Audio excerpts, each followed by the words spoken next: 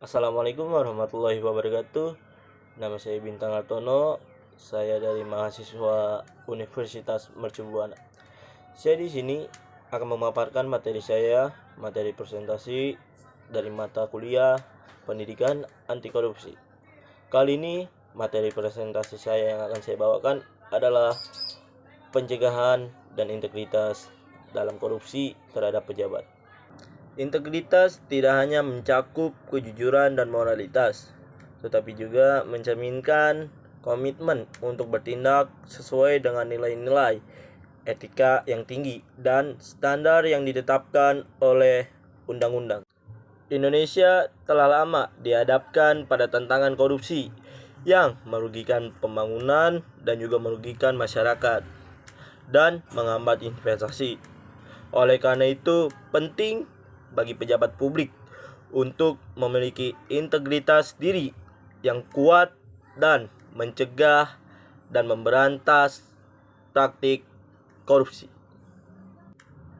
Integritas diri mencakup kesesuaian antara nilai-nilai pribadi dan perilaku sehari-hari. Bagi pejabat publik, ini mencakup kesediaan untuk bertindak sesuai dengan prinsip-prinsip moral, etika, dan hukum yang berlaku. Seorang pejabat memiliki integritas diri akan lebih mungkin menolak tawaran, suap, mematuhi aturan, dan berkomitmen untuk melayani masyarakat. Ada 3 dampak integritas diri pada pencegahan korupsi. Yang pertama, menciptakan lingkungan yang tidak mendukung korupsi. Menciptakan lingkungan di mana praktik korupsi sulit berkembang. Kejujuran dan tanggung jawab pribadi akan memberikan sinyal kuat bahwa tindakan korupsi tidak akan ditoleransi. Yang kedua, membangun kepercayaan masyarakat. Masyarakat lebih percaya kepada pemerintah dan institusi publik jika pejabatnya terbukti memiliki integritas diri yang tinggi. Kepercayaan masyarakat adalah kunci untuk membangun hubungan yang sehat antara pemerintah dan rakyat. Yang ketiga, mendorong transparansi dan akuntabilitas. Pejabat yang memiliki integritas diri cenderung mendukung transparansi dan akuntabilitas dalam tindakan pemerintah. Mereka lebih mungkin untuk membuka informasi, menjelaskan kebijakan, dan mempertanggungjawabkan tindakan mereka kepada masyarakat. Yang keempat, langkah-langkah untuk membangun integritas diri pejabat publik. Yang pertama, pendidikan dan pelatihan etika. Pendidikan dan pelatihan etika harus menjadi bagian integral dari pembekalan pejabat publik. Mereka harus memahami konsekuensi dari tindakan korupsi dan nilai-nilai etika yang harus dijunjung tinggi. Yang kedua, penguatan sistem pengawasan internal. Penguatan sistem pengawasan internal di lembaga-lembaga pemerintah dapat membantu mendeteksi dan mencegah potensi pelanggaran, mencakup pemberlakuan kode etik, pelaporan keuangan yang transparan, dan audit rutin. Yang ketiga, hukuman yang tegas untuk pelanggaran etika. Penerapan hukuman yang tegas dan adil terhadap pejabat yang terbukti melakukan pelanggaran etika adalah langkah kritis untuk menegakkan norma integritas. Ini menciptakan efek jerak dan menunjukkan komitmen pemerintah terhadap pemberantasan korupsi. Korupsi dalam perspektif undang-undang. Korupsi merupakan masalah serius yang telah mewarnai sejarah pemerintah dan pembangunan di Indonesia. Untuk mengatasi masalah tantangan ini, Indonesia telah menetapkan Undang-Undang Anti Korupsi yang bertujuan memberantas praktik-praktik korup di berbagai sektor. Artikel ini menggali perspektif undang-undang terkait korupsi di Indonesia. Fokus pada upaya legislatif dan penegakan hukum untuk memerangi kejahatan ini. Undang-undang anti korupsi di Indonesia salah satu tonggak penting dalam perang melawan korupsi di Indonesia. adalah pembentukan Komisi Pemberantasan Korupsi atau yang biasa kita sebut adalah KPK. Melalui Undang-Undang Nomor 30 Tahun 2002, KPK didirikan sebagai lembaga independen yang memiliki kewenangan penyelidikan, penuntutan, dan pencegahan korupsi dari berbagai sektor, termasuk sektor publik dan swasta. Dalam korupsi perspektif undang-undang ini ada 3 undang-undang. Yang pertama, Undang-Undang Nomor 31 Tahun 1999 tentang pemberantasan tindak pidana korupsi. Undang-undang ini menciptakan dasar hukum untuk menanggulangi tindak pidana korupsi di Indonesia. Melalui undang-undang ini diberikan pengertian yang jelas tentang korupsi serta sanksi pidana yang tegas bagi pelaku korupsi. Yang kedua, Undang-Undang Nomor 20 Tahun 2001 tentang perubahan atas Undang-Undang Nomor 31 Tahun 1999 tentang pemberantasan tindak pidana korupsi. Perubahan ini memperkuat lagi kerangka hukum yang mendukung upaya pemberantasan korupsi. Penambahan pasal dan ketentuan hukum dalam undang-undang ini mencerminkan komitmen pemerintah untuk memberantas korupsi secara lebih efektif. Yang ketiga, Undang-Undang Nomor 30 Tahun 2002 tentang Komisi Pemberantasan Korupsi. Undang-undang ini mendirikan KPK sebagai lembaga yang memiliki mandat khusus untuk memberantas korupsi. KPK memiliki kekuasaan besar, termasuk hak untuk melakukan penyelidikan, penangkapan, dan penuntutan terhadap suatu pelaku korupsi tanpa campur tangan pihak lain. Materi yang ketiga yaitu pencegahan korupsi dalam sektor pelayanan publik di Indonesia. Korupsi telah menjadi salah satu tantangan utama yang dihadapi oleh berbagai negara, termasuk Indonesia. Dalam konteks pelayanan publik, korupsi dapat merugikan masyarakat, merusak kepercayaan publik, dan menghambat pembangunan. Oleh karena itu, pencegahan korupsi di sektor pelayanan publik menjadi suatu keharusan agar negara dapat memberikan pelayanan yang berkualitas dan adil kepada seluruh warganya.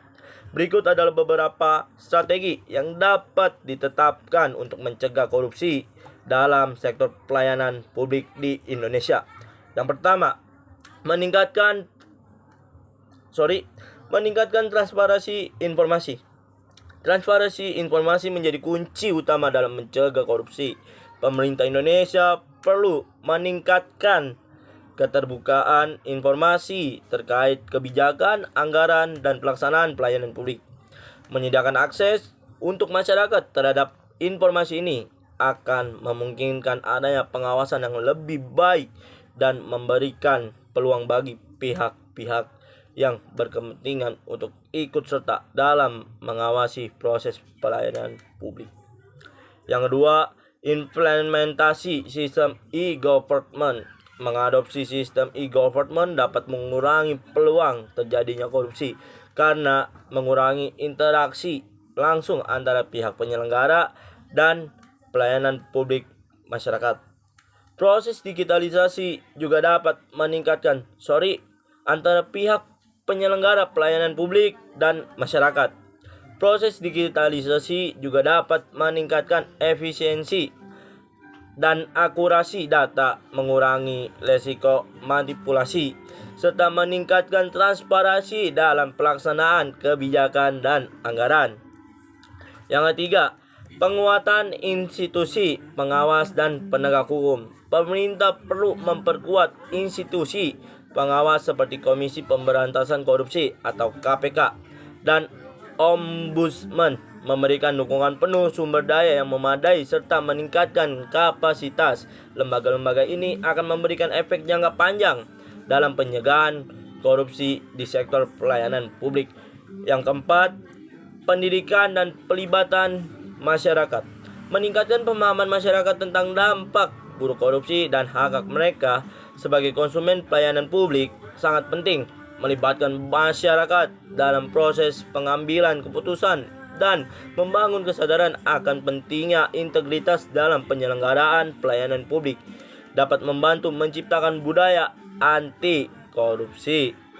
Yang kelima, yang terakhir, sistem pengaduan publik yang efektif. Pemerintah perlu menyediakan saluran pengaduan pengaduan publik yang mudah diakses dan memberikan perlindungan kepada pelapor. Dengan adanya sistem ini, masyarakat dapat dengan mudah melaporkan potensi tindakan korupsi tanpa takut akan represalias. Materi terakhir yaitu peran mahasiswa dalam pencegahan korupsi di Indonesia. Korupsi merupakan salah satu masalah yang serius yang menghantui Indonesia dari tahun ke tahun. Dalam upaya memerangi dan mencegah korupsi, peran mahasiswa dianggap sangat penting. Mahasiswa sebagai agen perubahan memiliki kapasitas untuk membentuk pandangan kritis, memperjuangkan keadilan, dan menyuarakan aspirasi masyarakat. Yang pertama, kesadaran dan pendidikan anti korupsi. Mahasiswa berperan sebagai agen utama dalam meningkatkan kesadaran masyarakat mengenai bahaya korupsi. Mereka dapat menggunakan platform akademis dan sosial mereka untuk menyebarkan informasi, mengadakan seminar, serta membangun program edukasi anti korupsi. Dengan meningkatkan pemahaman masyarakat, mahasiswa dapat menciptakan lingkungan yang tidak toleran terhadap praktek korupsi. Yang kedua, aksi sosial dan advokasi. Mahasiswa memiliki kekuatan kolektif untuk menyuarakan tuntutan perubahan. Melalui organisasi kemahasiswaan, mereka dapat mengorganisasi aksi sosial, petisi, dan kampanye advokasi untuk menekan pemerintah dan lembaga-lembaga terkait agar lebih transparan dan bertanggung jawab. Mereka juga dapat menyuarakan pendapatnya di media massa dan melibatkan masyarakat dalam gerakan pencegahan korupsi. Yang ketiga, pengawasan terhadap kegiatan pemerintahan. Mahasiswa dapat menjalankan peran pengawasan terhadap kegiatan pemerintah. Mereka dapat membentuk tim independen untuk memeriksa penggunaan anggaran dan mengawasi proyek-proyek pemerintah. Dengan keterlibatan langsung, mahasiswa dapat menekan pemerintah agar lebih akuntabel dan menjalankan tugasnya dengan integritas. Yang keempat, penelitian dan inovasi anti korupsi. Melalui kegiatan penelitian, mahasiswa dapat menggali lebih dalam penyebab korupsi dan mengembangkan inovasi dalam pencegahan korupsi.